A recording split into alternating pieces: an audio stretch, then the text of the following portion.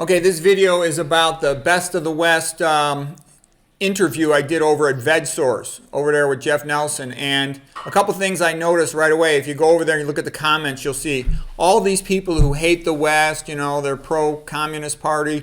They're all sitting there saying, oh, this book is bad, you know, I'm a jerk for saying the West is better than other countries and has better art. Of course it has art. It's magnificent art in the West. And the art in other places, in comparison to the West, it stinks. That's an objective fact.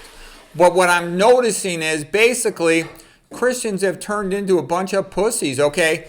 Hardly any of them speak up in support when somebody does something like great, like what I just did here, creating this masterpiece book, trying to say that civilization, Western civilization, deserves to be preserved, rather than the current plan is to destroy all of it, to burn down all the churches, to get rid of all this stuff. And it's like, if people don't speak up for their civilization, it's not going to continue to exist, okay?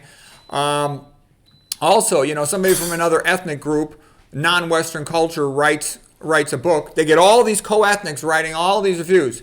Me, I get almost none, okay? You know, I'm up here trying to support civilization so we don't end up, you know, USA turning into another third world crap hole like most of the places around the earth.